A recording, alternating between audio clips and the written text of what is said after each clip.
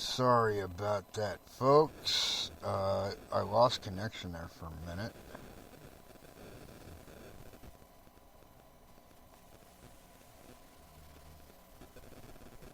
Hold on 1 second. Come on.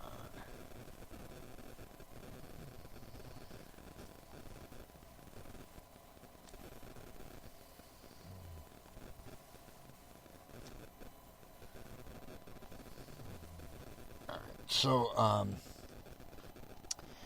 was playing this YouTube video that was explaining about this guy named Andrew Bliss who disappeared in Sawyer County, upstate New York, and they found his vehicle. They didn't find anything else. Like literally disappeared. And this is like a common thing. And they even had blood sniffing dogs. They had airplanes. They had both the local law enforcement as well as the firefighters of the local area doing the search. So there were a lot of people out there, and they found nothing. Another one that you can find in the documentary Missing 411 The Haunted, or The Hunted, I should say, is this gentleman by the name of Tom Messick. Tom Messick was, I believe he was 80 years old. He was a World War II vet. He had one eye because gunpowder exploded in his face. He was an avid hunter for decades. He actually taught everybody in the town how to hunt and track and survive in the wild and all that stuff. Like, he was a responsible guy. Yes, he was 80 years old. He was still in his right mind. Alright? In fact, because he was 80 years old, there should be no way that he could get that far. And he was out on this hunting trip with friends and family, and they were doing this thing where hunters wait in a line about, I think, like 100 yards apart. Right? And they just sit there and wait with their rifles and stuff, and then other hunters come up on the other side and kind of try to chase the elk or deer or whatever it is into the waiting hunters. And Tom Messick was waiting in the line. Once again, avid outdoorsman and hunter. And one of his friends reported that he had heard this strange sound that he had never heard before in the forest. It was like a loud cracking sound. And it wasn't something that he would ever attribute to, like, animals of the area. It was too big of a sound for that. And right around the time that he heard this sound, Tom Messick disappeared without a trace. There are no footprints. There is nothing left behind. His rifle was never found. And the thing about rifles is it's not like the one thing they did find was a candy wrapper, which is odd because he would never leave trash. He would put it in his pocket. But they never found his rifle. And rifles don't just disappear.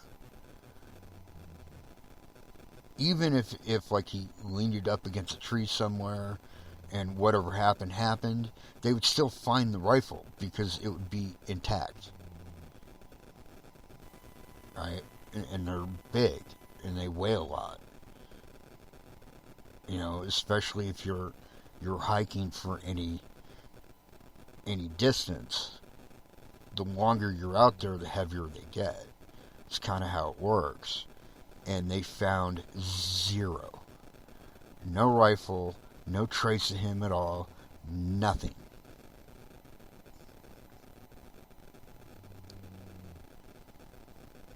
Okay? So, the question always is what the hell is going on in our national parks? Only now, according to an interview that I just heard on a podcast from David Paulides himself, it's no longer limited to national parks. There have been people coming up missing in cities that still fall under the same criteria, like can't be tracked by dogs, and just all the weirdness, right?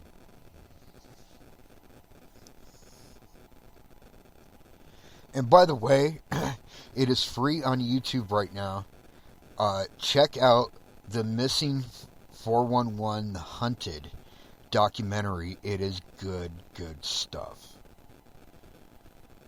You will not be disappointed.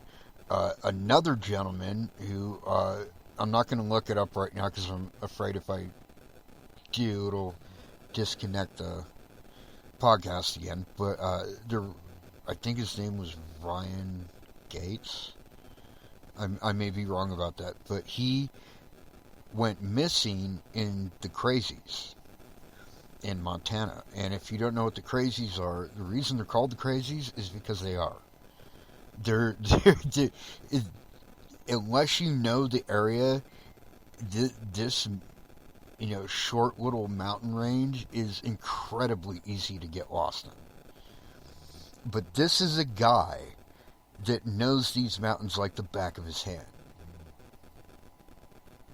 And here's where it gets weird. He was, I believe he was hunting, if I remember right. And he goes up this trail. Or no, they were getting ready to hunt. And it was him and a couple of friends. They were getting ready to hunt. And he had like caches stashed all over this area, right? So he had like dropped his backpack and it got wet and had all his camping gear inside, and so he decided that he was going to go up to one of his caches and retrieve more camping gear, and he disappeared. He never rendezvoused with his two friends that he was on this trip with, and in fact they did find his body, and I'll get into that. So the way this trail went is there was kind of a fork. One would go off to the right, and that was like a straight shot to where they were going, and then one went forward and looped around to the right. Right, so either way, he should have ended up at their camp. He didn't. He ended up they were searching for him, and they had been looking for him for probably like a week or two, and way down this trail is this area. It's kind of a clearing up on the left hand side, and there's some trees, and next to one of the trees they found his boots, and it's not like they were just tossed around like animals got to him. They were set there like they were standing straight up.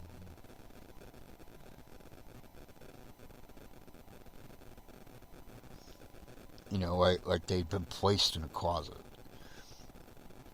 And so they keep following this trail and end up like almost 20 miles down this trail. And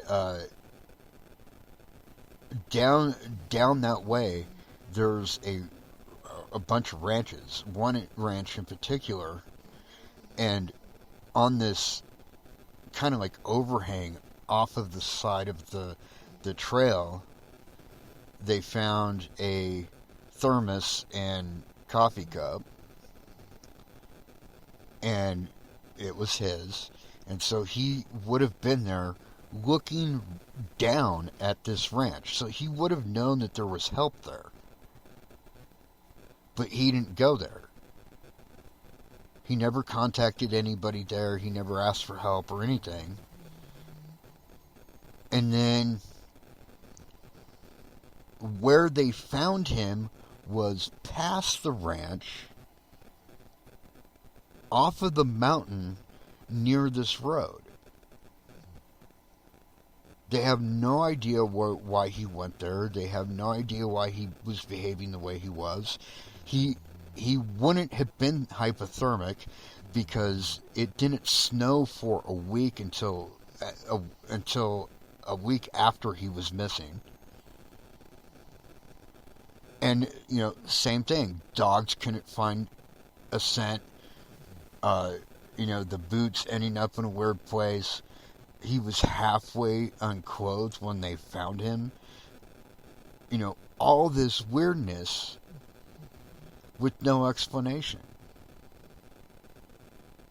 And once again, hypothermia can give you those kind of symptoms where you're acting out of your head and doing things that are kind of dumb because you're not in your right mind.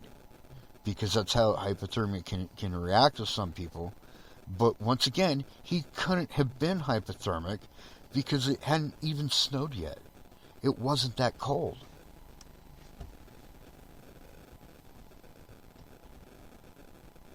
So then the question becomes, well, what the hell happened to this guy? Why was he acting the way he was acting? And he's not the only one in that area, by the way, that's disappeared. He's just one of the more memorable ones because of the weirdness. And this is all over the place. All over the country. National parks. One of the biggest that's one of the other criteria is there's clusters of disappearances like these that happen in the same area. Right? And one of the biggest clusters is in Yellowstone. There's been tons of disappearances in Yellowstone. And, of course, rangers and stuff don't talk about it because probably they're not allowed to.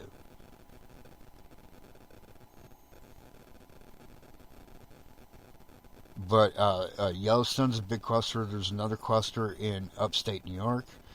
There's another cluster in right here in New Mexico,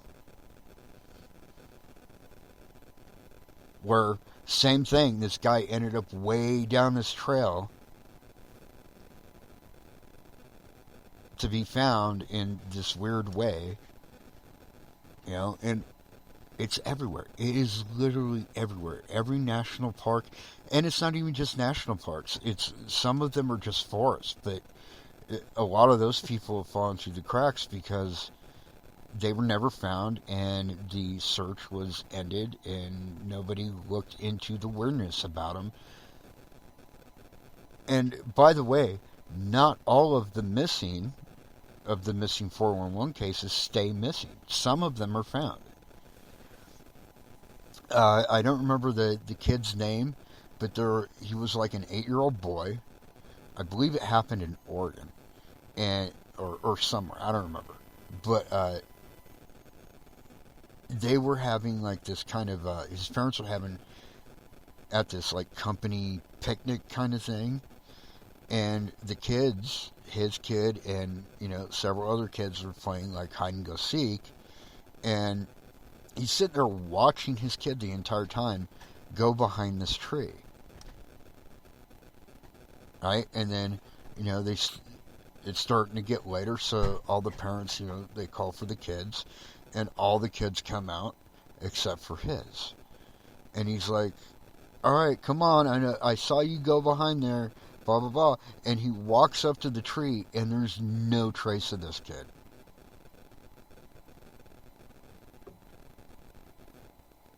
And so they launched this big search, which I believe they called the biggest search in that county's history. And they went way down this trail. I think they found him like 6 miles away. And it wasn't just that he was 6 miles away. It's 6 miles away as a crow flies.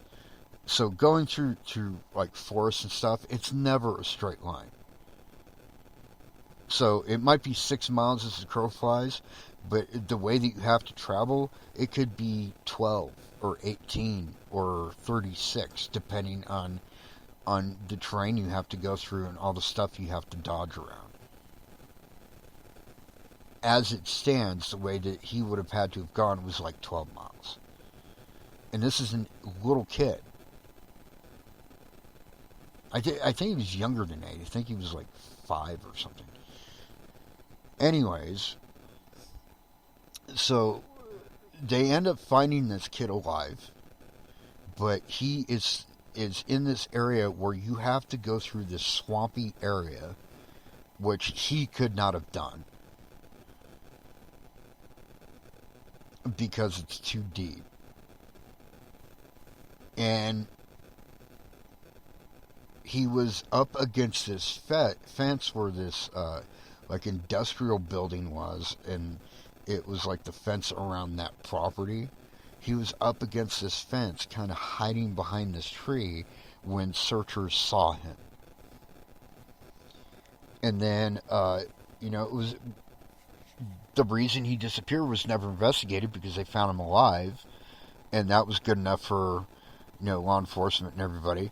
But then people started asking, like the parents and stuff, what happened, and he said that this big hairy man was playing with him and had led him there, essentially. I mean, that's not word for word what he said, but that's the gist.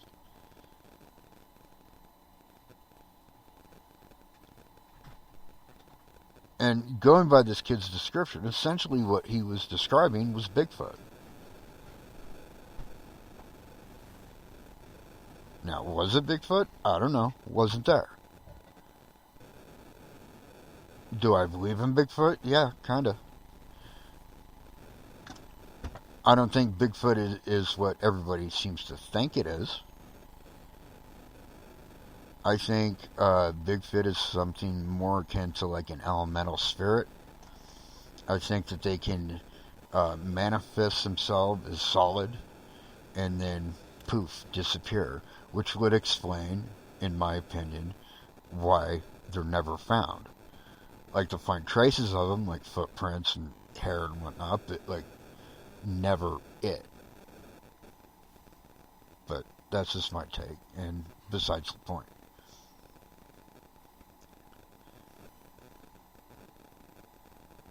But there's all sorts of disappearances like this. I mean, if you look at it, I don't know if any of you are familiar with the book and the movie as well of The Fire in the Sky, with which is about the alien abduction of Travis Wallen. But if you look at that, before he returned, because he returned, obviously he wrote the book. But before he returned, all the criteria about his disappearance kind of fit Missing 411. Animal, like bloodhounds and stuff could not find a scent. There was no physical trace of him. All they really had to go by was the testimony of his coworkers and friends that witnessed it. But had they not been there, like all the criteria would have fit this Missing 411 phenomena. Vanished without a trace. Reappeared, I think it was like 4 or 5 days later in a completely different area.